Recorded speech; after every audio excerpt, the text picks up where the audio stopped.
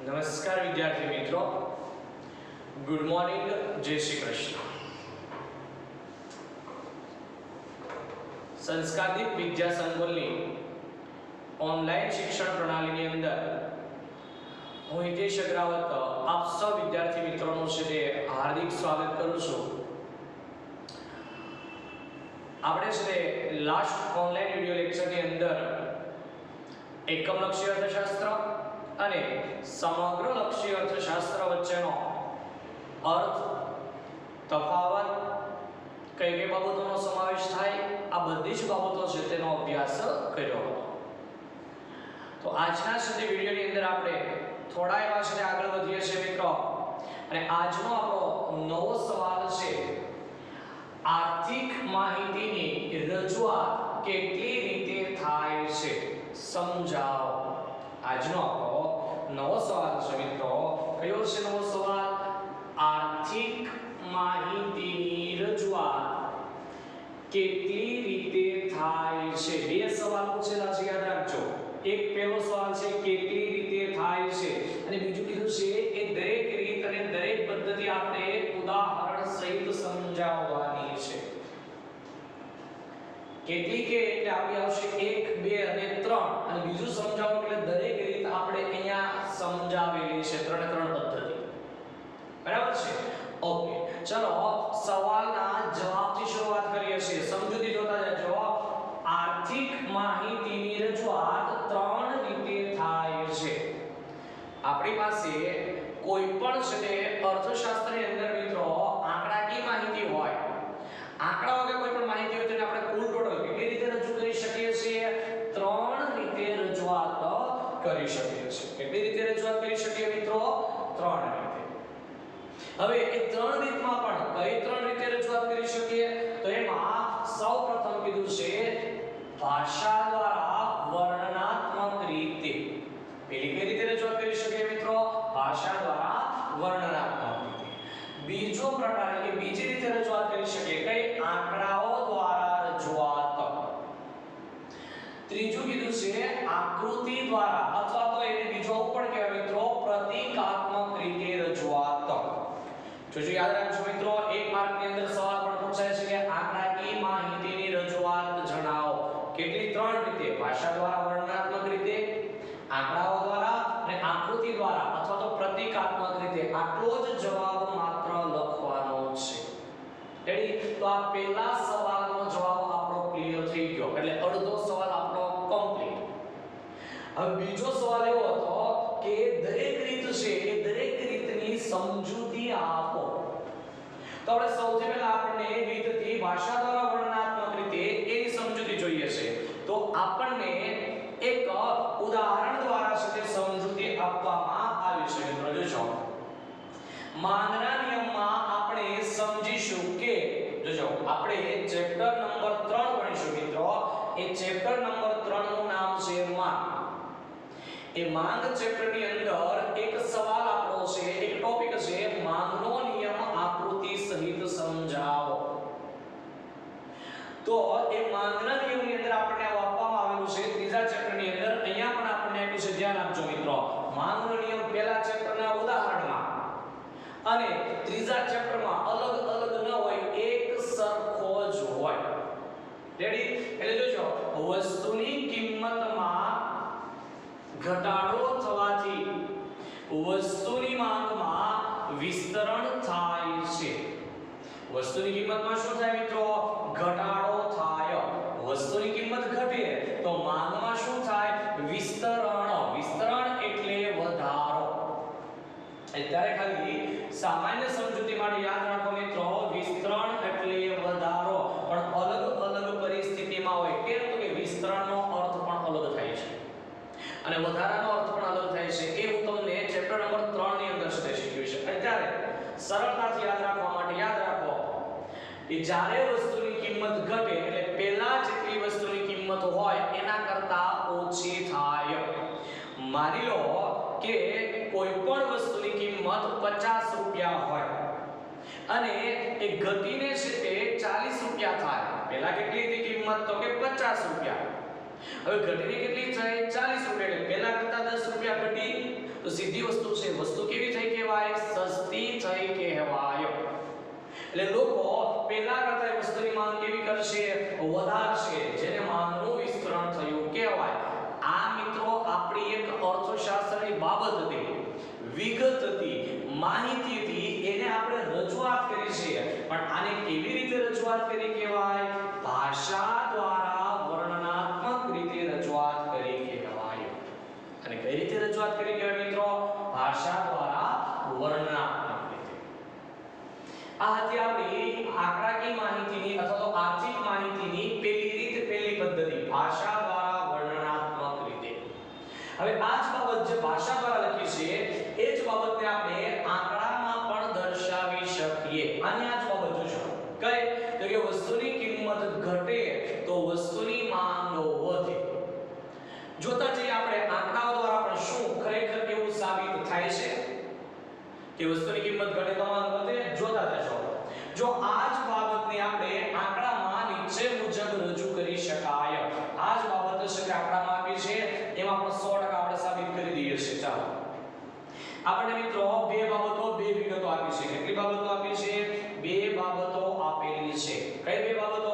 પહેલું કિંમત રૂપિયામાં આપેલી છે અને બીજું શું આપ્યું છે? માંગ એકમમાં. પહેલું શું આપ્યું છે આપણને? કિંમત. કિંમત શેમાં આપી છે? રૂપિયામાં.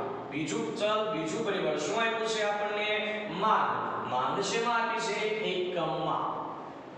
ઓકે, જોતા જઈએ છે. જો વસ્તુની કિંમત 20 રૂપિયા છે ત્યારે વસ્તુની માંગ પણ કેટલી છે? 20 એકમ છે. રેડી? હવે વસ્તુની કિંમત 20 રૂપિયાથી ઘટીને કેટલી થાય છે? 15 રૂપિયા થાય છે. વસ્તુની કિંમતમાં શું થાય છે મિત્રો? ઘટાડો થાય છે. 20 થી ઘટીને કેટલી થાય? 15. વસ્તુની કિંમત ઘટે, અહીંયા જ આપણે જોઈ ગયા છે. જોજો, વસ્તુની કિંમત કેવી થાય? ઘટે. વસ્તુની કિંમત ઘટે તો માંગમાં વિસ્તરણ વધારો થાય. જો 15 રૂપિયા થઈને માંગ 20 એકમથી વધીને કેટલી થઈ ગઈ મિત્રો? 40 એકમ થયો. હજી કીધું છે જોજો, હજી વસ્તુની કિંમત 15 રૂપિયાથી ઘટીને કેટલી થાય છે મિત્રો? 10 રૂપિયા થાય છે. વસ્તુની કિંમત ઘટે તો માંગ વધે. જો 40 એકમથી વધીને કેટલી થાય છે? 60 એકમ જેટલી થાય છે. ચેનલને લાસ્ટ હજી જોઈ લઈએ છીએ. વસ્તુની કિંમત 10 રૂપિયાથી ઘટીને હજી કેટલી? 5 રૂપિયા થાય છે. કિંમત ઘટી 20 રૂપિયાથી 15, 10 અને 5. 10 થી ઘટીને 5 એટલે હજી વસ્તુની માંગ કેવી થશે? વધશે. 60 એકમથી વધીને કેટલી થઈ મિત્રો? 80 એકમ જેટલી થાય છે. એટલે આમાં પણ મિત્રો આપણે એ બાબત સાબિત કરી શકીએ છીએ કે જેમ જેમ વસ્તુની કિંમત ઘટતી જાય તેમ તેમ વસ્તુની માંગ વધતી જાય હશે. તો આર્થિક માહિતીની મિત્રો રજૂઆતની આ બીજી પદ્ધતિ થઈ કહેવાય. કઈ પદ્ધતિ થઈ કહેવાય મિત્રો? આંકડાઓ દ્વારા રજૂઆત. જે આપણને આપી દીધું. રેડી? એટલે એનો અર્થ એવો થયો કે જે વસ્તુ આપણે ભાષા દ્વારા રજૂ કરી શકીએ છીએ એ જ બાબતને આપણે આંકડાઓ દ્વારા પણ રજૂ કરી શકીએ છીએ. ત્રીજી અને છેલ્લી લાસ્ટ પદ્ધતિ આપણે કીધી છે આકૃતિ દ્વારા. અહીંયા કીધું છે આપણે ત્રીજી પદ્ધતિ હતી આકૃતિ દ્વારા અથવા તો પ્રતીકાત્મક રીતે. હવે આ જ બાબતને કે વસ્તુની કિંમત ઘટે તો માંગ વધે અને આકૃતિમાં આપણે રજૂ કરવું છે. ચલો એમાં પણ આપણે સાબિત કરવાનો પ્રયત્ન કરીએ છીએ કે શું ખરેખર આકૃતિમાં પણ આપણે આ બાબતને સાબિત કરી શકીએ. જોજો આપણને આંકડાકીય માહિતી આપી છે તો એના પરથી જ મિત્રો શું દોરાય? તમારી ભાષામાં કોષ્ટક તમે જોશો. આકૃતિ દોરી શકાય. કેટલા ચલ આપેલા છે? બે ચલ. કયા કયા? વસ્તુની કિંમત અને માંગ. આમાં કેવું હોય? એક ચલ કેવું હોય? સ્વતંત્ર હોય અને બીજું ચલ કેવું હોય? પરતંત્ર હોય. ચલો કિંમત છે એ કેવું ચલ છે? સ્વતંત્ર ચલ છે અને માંગ એ કેવું છે? પરતંત્ર ચલ છે. તો આપણે આની બંને વિગતોને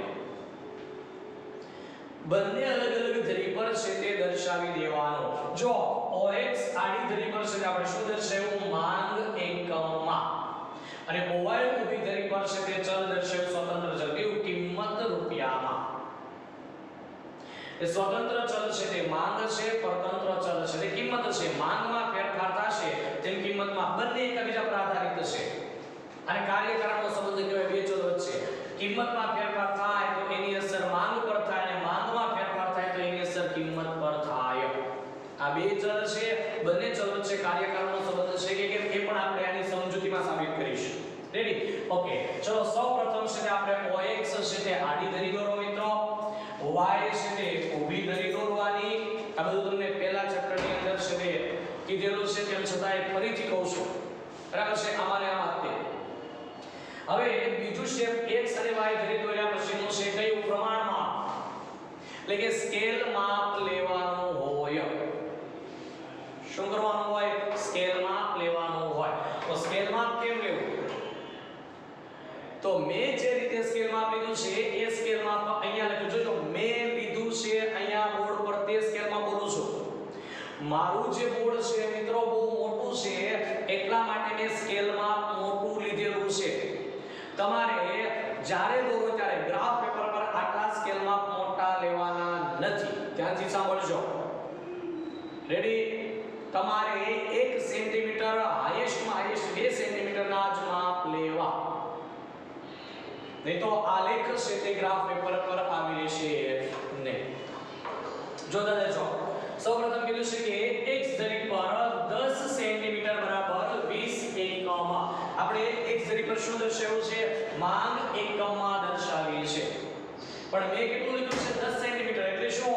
મેં અહીંયાથી અહીંયા સુધીનું માપ લીધું છે. કેટલું લીધું છે મિત્રો? 10 સેન્ટીમીટરનું લીધું છે. 20 થી 40 અહીંયા સુધીનું માપ કેટલું છે? 10 સેન્ટીમીટરનું છે. અહીંયાથી અહીંયા સુધીનું માપ પણ કેટલું છે? 10 સેન્ટીમીટર. અહીંયાથી અહીંયા, એટલે કે તમારે મિત્રો 10 સેન્ટીમીટરના માપ ન લેવા. કેમ? તો તમારા ગ્રાફ પેપર પર આ આકૃતિ નહીં આવી. તમારી જે રફ નોટ કે પાકી નોટબુક બનાવો છો એમાં પણ ના આવે. રેડી? ઓકે, ચલો. y ધરી પર લખ્યું છે 10 સેન્ટીમીટર બરાબર 5 રૂપિયા. કિંમત આપી છે આપણને, કિંમત છે ને રૂપિયામાં આપી હતી. તો મેં કેટલું લીધું છે? 10 સેન્ટીમીટર બરાબર 5 રૂપિયા. એટલે અહીંયાથી અહીંયા સુધીનો 10 સેન્ટીમીટર છે 5 રૂપિયા દર્શાવ્યા છે. અહીંયાથી અહીંયા સુધીનું 10 સેન્ટીમીટર છે 10 રૂપિયા, એટલે 5 પ્લસ ત્યાં એમ 10 સેન્ટીમીટર એટલે 5 10. અહીંયાથી અહીંયા 10 સેન્ટીમીટર એટલે 15. અહીંયાથી અહીંયા 10 સેન્ટીમીટર એટલે 20 અને અહીંયાથી અહીંયા 10 સેન્ટીમીટર એટલે 25 દર્શાવ્યું છે. રેડી? આટલી બાબત ક્લિયર? ઓકે. x ધરી દોરો, y ધરી દોરો, સ્કેલ માપ નક્કી કરો. સ્કેલ માપ પ્રમાણે જ છે તે આ વિગતો દર્શાવી દો. માંગ એકમમાંથી આપણે અહીં આપેલી હતી 20 40 60 80. તો એ 10 સેન્ટીમીટર પ્રમાણે મેં માંગ એકમમાં આપી છે 20 40 60 80 અને 100. રેડી? ઓકે, ચલો. y ધરી પર આપણે કીધું છે, આપણને આપેલું હતું કિંમત રૂપિયામાં 10 સેન્ટીમીટર બરાબર 5 રૂપિયા. તો અહીંયા આપી દો 10 સેન્ટીમીટર બરાબર 5 રૂપિયા. ઓકે, ચાલો. હવે છે આપણે જોવાનું છે આ કોષ્ટક પ્રમાણે જ આપણે આકૃતિ દોરવાની હોય. મિત્રો યાદ રાખજો, આપણને જે આંકડાકીય માહિતીઓ આપેલી હોય એ આંકડાકીય માહિતીના આધારે જ આપણે છે તે આકૃતિ કે આલેખ દોરવાના હોય છે. ચલો, સૌપ્રથમ જોવાનું, વસ્તુની કિંમત કેટલી હતી? 20 રૂપિયા. ત્યારે માંગ પણ કેટલી હતી? 20 એકમ. તો જોઈએ છે અહીંયા વસ્તુની કિંમત આપણે y ધરી પર દર્શાવી છે. જો કિંમત રૂપિયામાં લખ્યું છે. ચલો, 20 રૂપિયા કિંમત અહીંયા છે. માંગ કેટલી છે? ત્યારે 20 એકમ. તો ચલો અહીંયા જો માંગ એકમમાં 20 અહીંયા છે. તો આડી ને ઊભી છે તે મિત્રો સ્કેલ રાખો. અહીંયા છે તે આવે છે તો પોઈન્ટ કરો, બિંદુ કરો. ચાલો, બીજું વસ્તુની કિંમત બીજી કેટલી આપી છે આપણને? 15. ચલો, વસ્તુની કિંમત 15 છે ત્યારે માંગ છે તે વધીને કેટલી? 40 છે. તો જોવાનું આપણે OY ધરી પર. ચલો, વસ્તુની કિંમત છે તે 15 રૂપિયા અહીંયા આપેલી છે મિત્રો. ઓકે, ચલો 15 રૂપિયા છે ત્યારે માંગ કેટલી છે? જો 40 એકમ થાય છે. રેડી? ચાલો, તો અહીંયા જોઈએ છે આપણે માંગ એકમમાં 40 આપેલી છે. ઓકે, આડી અને ઊભી છે તે સ્કેલ રાખો. અહીંયા આવે છે પોઈન્ટ આપો, બિંદુ આપો. રેડી? ચાલો, ત્રીજું કીધું છે આપણે વસ્તુની કિંમત 15 થી ઘટીને કેટલી થાય છે? 10. વસ્તુની કિંમત 10 થાય ત્યારે માંગ કેટલી છે? 60 એકમ. ચલો, અહીંયા આપણને વસ્તુની કિંમત y ધરી પર 10 આપેલી છે ત્યારે વસ્તુની માંગ કેટલી થાય છે? માંગ એકમમાં x ધરી પર 60. તો અહીંયા 60 આપેલું છે મિત્રો. આડી સ્કેલ રાખો, ઊભી સ્કેલ રાખો. અહીંયા શું આવે છે? પોઈન્ટ આપો, બિંદુ આપો. રેડી? ઓકે, હજી 10 રૂપિયાથી વસ્તુની કિંમત ઘટીને કેટલી થાય છે? 5 રૂપિયા. વસ્તુની કિંમત 5 થાય ત્યારે માંગ કેટલી થાય છે? 80 એકમ. તો આપણે કિંમત ક્યાં આપી છે? OY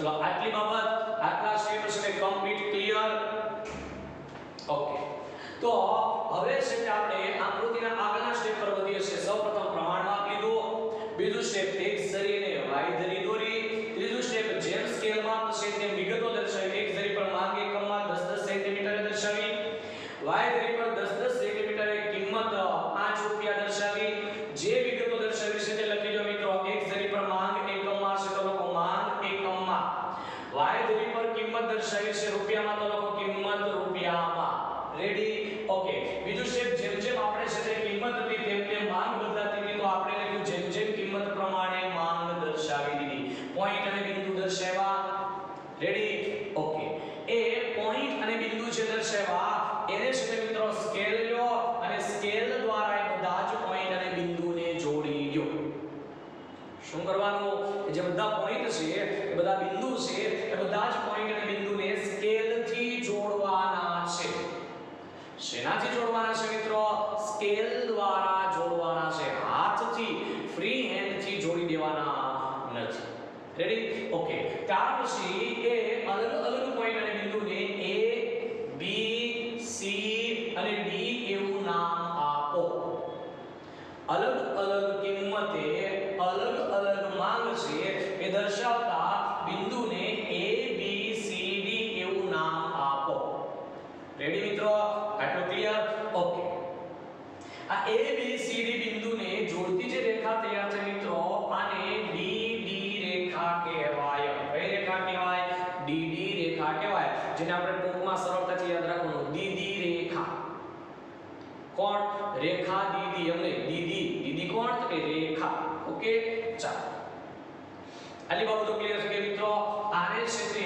આપણે ત્રીજા ચેપ્ટરમાં પણ ભણીશું શું કહેવાય છે માંગ રેખા કહેવાય શું કહેવાય માંગ રેખા સેમ ટુ સેમ બેઠો મિત્રો માંગનો નિયમ છે યાદ રાખજો એટલે કન્ફર્મ ડિટેલમાં ભણાવું છું જેથી કરીને ત્રીજા ચેપ્ટરમાં મારે તમને એટલું બધું છે તે ભણાવવું પડે નહીં સરળતાથી તમને પણ સમજાય ઓકે ચાલો હવે આકૃતિ દોરાઈ ગયા પછી મિત્રો આપણને એની સમજૂતી આપવાની હોય યાદ રાખજો કોઈ પણ આકૃતિ આપણે દોરીએ એ આકૃતિ દોર્યા પછી હંમેશા એ દરેક આકૃતિની સમજૂતી આપવાની હોય તમે વિશ્લેષણ પણ કરી શકો છો તો સૌપ્રથમ આપણે જોઈએ છે આ આકૃતિનું છે તે વિશ્લેષણ અથવા તો સમજૂતી રેડી ઓકે ચલો એક પછી એક સ્ટેપ બાય સ્ટેપ શરૂ કરું છું જોતા જાજો આકૃતિમાં x આડી ધરી પર માંગ એકમમાં દર્શાવવામાં આવી છે x ધરી પર માંગ એકમમાં દર્શાવવામાં આવી છે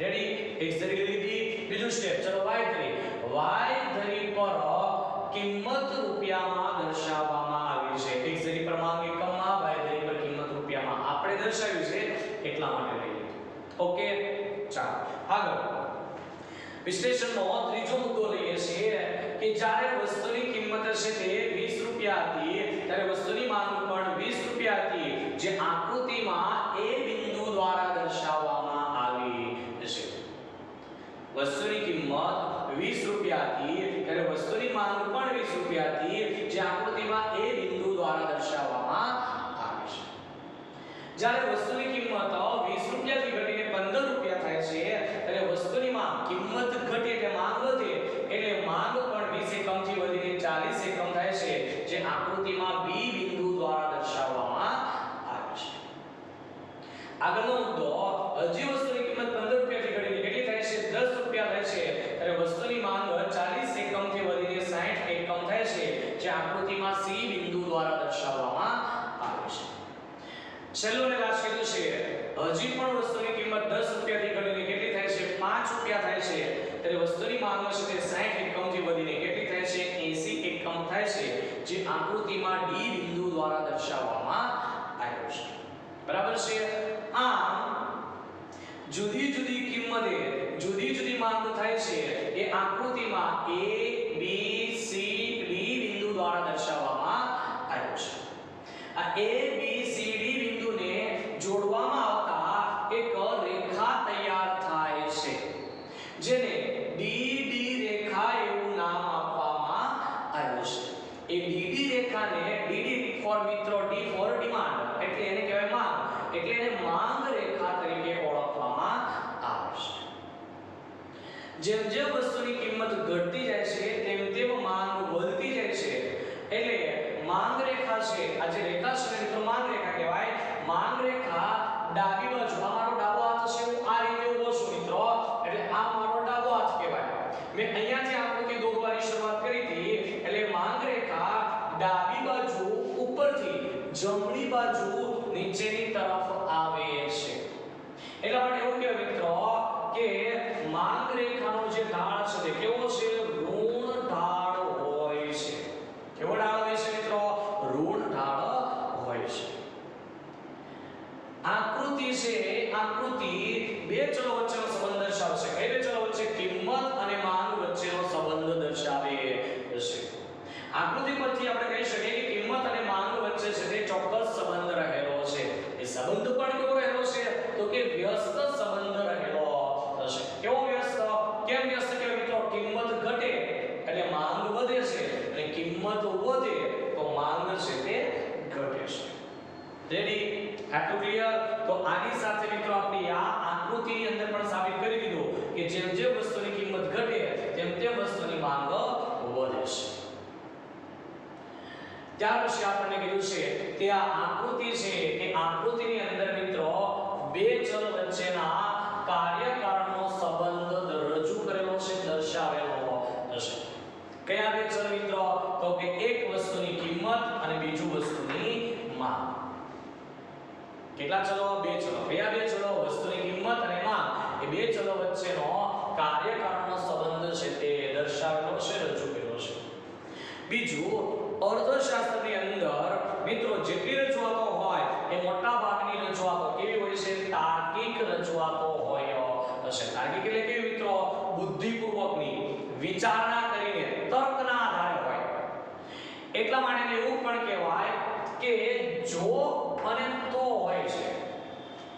અર્થશાસ્ત્રની અંદર મિત્રો તર્ક કરવામાં આવ્યો હોય. જો છે તે મિત્રો વસ્તુની કિંમત છે તે સ્થિર રહે, ભાવ સપાટી સ્થિર રહે, વસ્તી સ્થિર રહે, ભવિષ્યના કિંમતોના છે તે પ્રમાણ સ્થિર રહે, હરેક વસ્તુની ભાવ કે કિંમત સ્થિર રહેશે, આવી બધી ધારણાઓ કરવાની હોય. એ જો અને તો હોય. કોઈ ચોક્કસ પરિસ્થિતિને ધારી લેવાની હોય. બરાબર? જો એ ધારેલી પરિસ્થિતિ હોય તો ધારેલી પરિસ્થિતિમાં જ આપણા નિયમો, આ સિદ્ધાંતો સાચા પડે છે. જેવી સ્થિતિ આપણે ધારી છે એવી સ્થિતિ ખરેખર રિયલમાં ન હોય તો મિત્રો આ નિયમો અને સિદ્ધાંતો અર્થશાસ્ત્રના સાચા પડતા નથી. રેડી? તો હવે આ નિયમો અને સિદ્ધાંતો આધારભૂત બને, વિશ્વસનીય બને તો એના માટે શું કરવું પડે? તો કે આ અર્થશાસ્ત્રના જે કે પણ નિયમો છે, જે કે પણ સિદ્ધાંતો છે એને આધારભૂત અને વિશ્વસનીય બનાવવા હોય તો શું કરવું પડે? આંકડાકીય માહિતીનો ઉપયોગ કરવો પડે. શું કરવું પડે? આંકડાકીય માહિતીનો ઉપયોગ કરવો પડે. તો જ આપણે છે તે આ અર્થશાસ્ત્રના નિયમો અને સિદ્ધાંતોને છે તે કેવા બનાવી શકીએ? આધારભૂત અને વિશ્વસનીય છે તે બનાવી શકીએ. રેડી? તો આની સાથે મિત્રો આપણો જે આજનો સવાલ હતો કે આર્થિક માહિતીની રજૂઆત કેટલી રીતે થાય અને દરેક પદ્ધતિ છે એની સમજૂતી આપો. રેડી?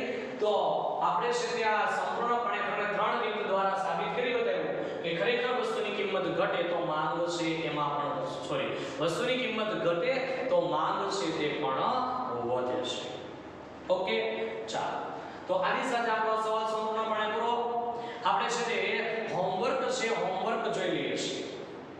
કેટલું હોમવર્ક છે આજ સુધી તમારું ધ્યાન રાખજો મિત્રો. આજે સવાલ છે આર્થિક માહિતીની રજૂઆત કેટલી રીતે થાય સમજાવો. એ સવાલ તમારે રફ નોટની અંદર ક્યાં લખવાનો છે? રફ બુકની અંદર છે તે લખવાનો છે. ઘરકામની નોટબુકમાં, બાકી નોટબુકમાં તમારે આ સવાલ લખવાનો નથી. ક્લિયર? ઓકે, ચલો. તો આજના સવાલ અહીંયા લખીએ છીએ. આવતીકાલે ફરીથી છે તે મિત્રો નવા વિડિયો સાથે નવા સવાલ, અર્થશાસ્ત્રમાં આંકડાકીય માહિતીનું મહત્વના નવા છીએ. અસ્તુ. જય હિન્દ.